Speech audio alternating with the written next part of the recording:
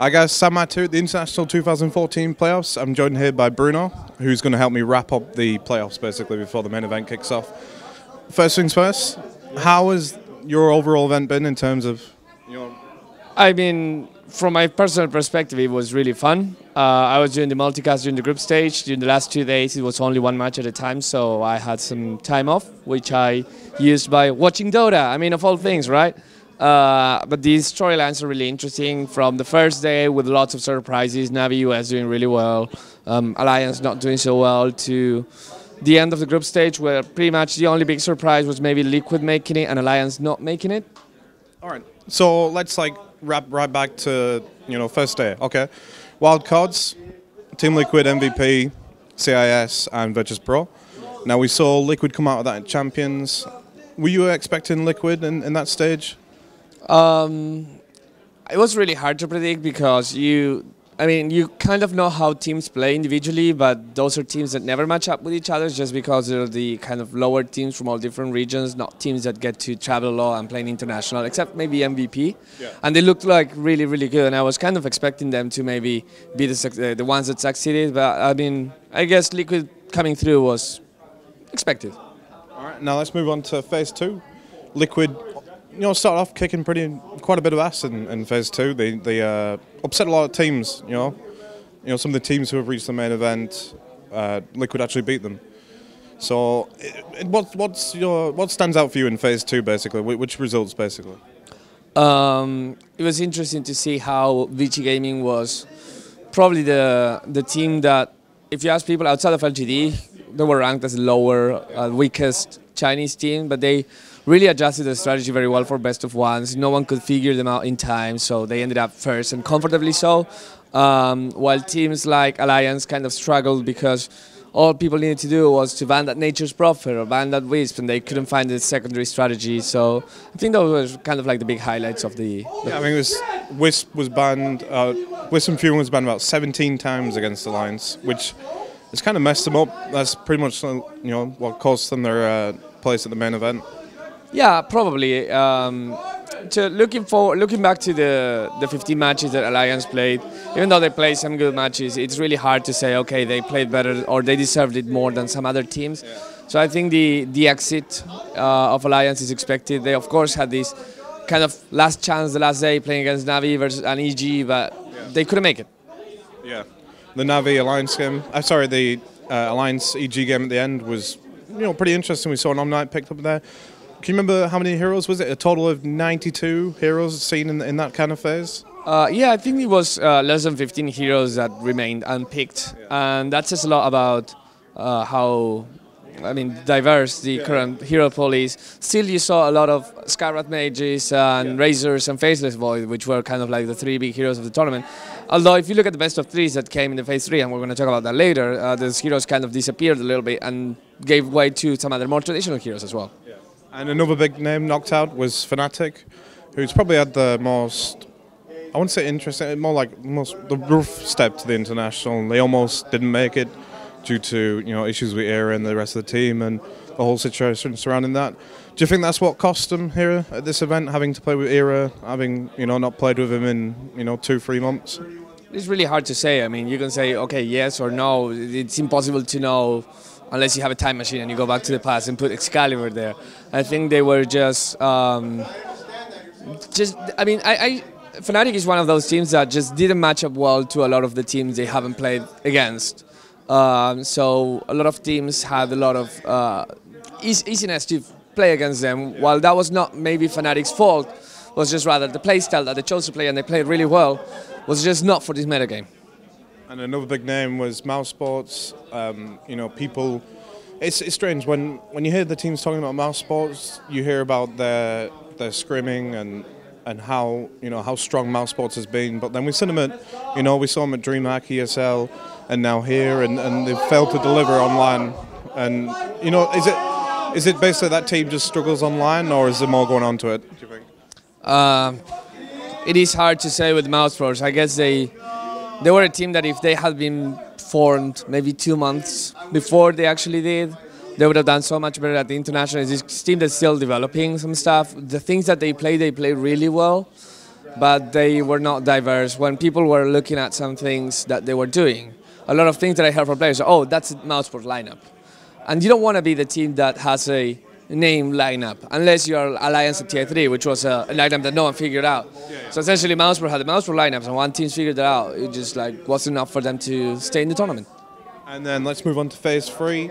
Were you surprised by any results in phase 3, or has it gone as expected, do you think? I guess, I mean, let's start with the second day with Newbie beat pretty much everything. I think that was an interesting surprise.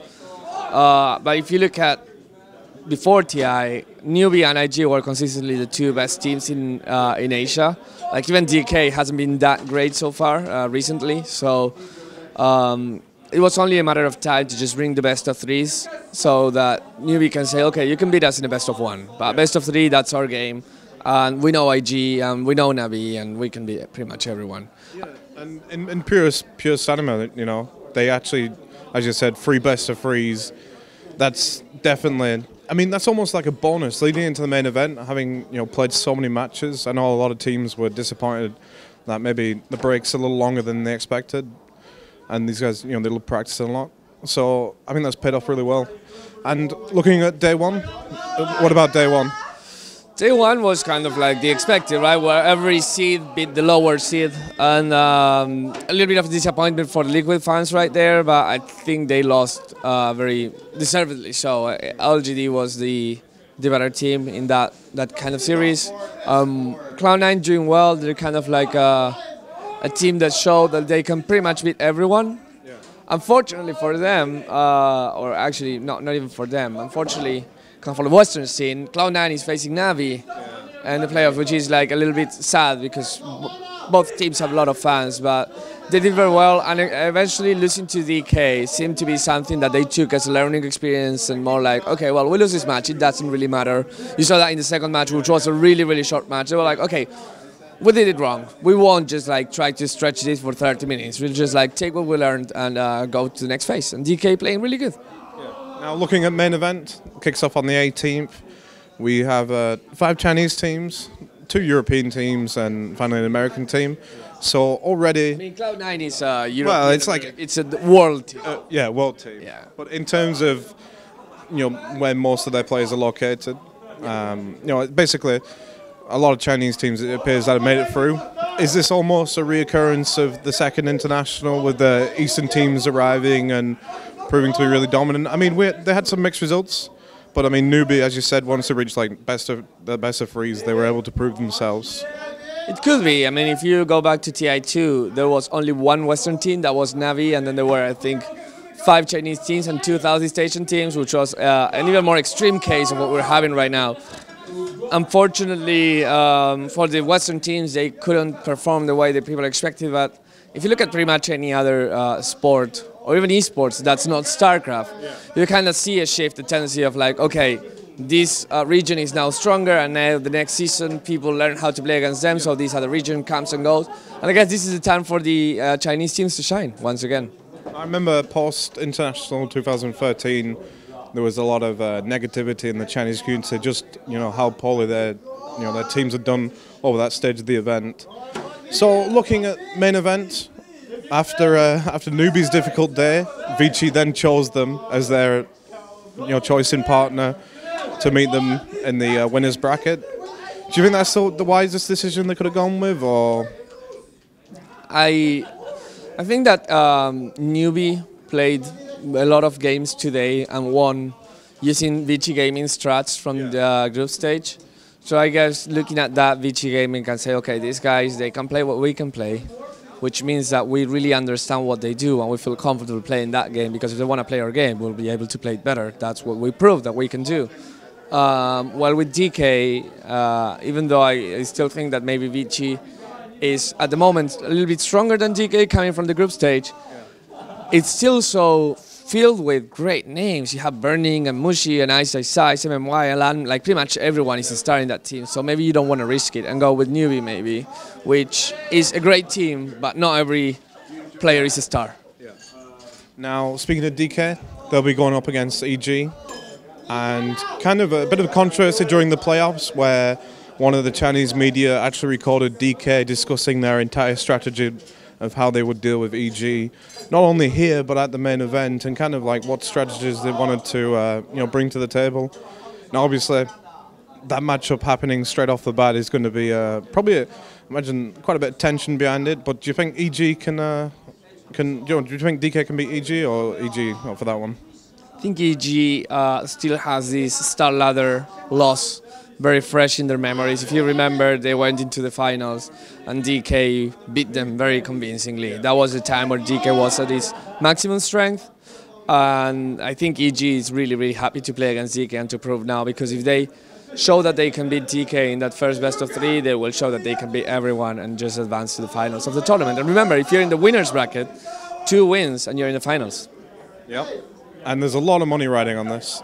Now, as you mentioned earlier, Na'Vi, Cloud9, probably one of the most, probably in terms of sheer fan base, the amount of torn fans between those two matchups is probably pretty high. I mean, it's going to be a very interesting matchup.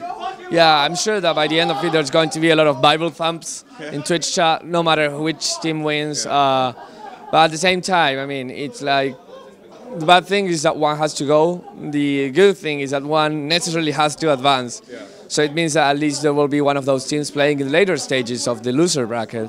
But whoever wins that match will have to ride that confidence to start playing a lot of opponents that have a similar style. Yeah. So whoever wins that match is probably going to be one of the favorites to go out of the losers bracket. And then finally, we have IG versus LGD. IG, probably a lot of people would agree that before the international started, were arguably the strongest team in the world. You know, they won ESL, beat EG 0-22, and they beat DK, Newbie before they flew over as well. And in terms of LGD, they've made a huge turnaround. You know, they were really struggling in phase 2, and they've now, at the main event, guaranteed $500,000. So things are definitely looking up for them. But in terms of that matchup, how do you think that one's going to go? I think that's probably the least balanced matchup out of all. That's not to say that LGD can't win, but I mean, if you look at all the other teams, they kind of beat each other back and forth every single time. In IG versus LGD, IG has been the dominant force in the past consistently. So looking at what LGD did in these tournaments, yeah, they can pull the upset, but they will have to play perfectly to beat IG. And I mean, it really is up to the players on whether IG commits enough mistakes to allow LGD to go through. But I'm calling this now an IG victory. Okay. And on a more lightly-hearted note, there's the All-Stars match at the main event. I see you're rocking a T-shirt there. Do you want to just give a shot of that to our viewers at home? So Bruno is officially on Team ROTK.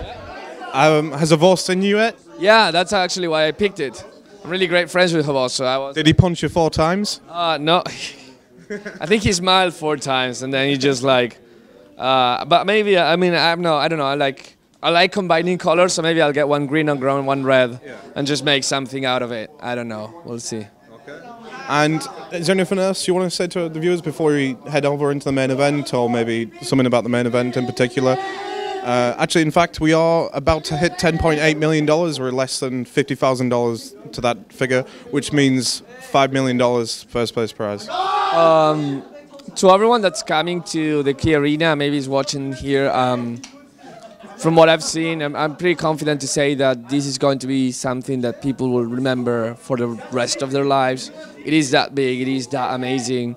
For people watching from home, we promise that everyone here involved, like us, casters, players, Valve, people from the production, from the key arena, we're like 110% ready to give the best out of ourselves to create the most memorable tourney. And we just want you guys to enjoy the best Dota that people can bring and the best tournament that everyone can create. So look forward to that. It's going to be amazing. All right, thanks for those awesome closing words, Bruno. And obviously, On Gamers will be at the main event, so stick with us and subscribe to our YouTube. Thanks, guys.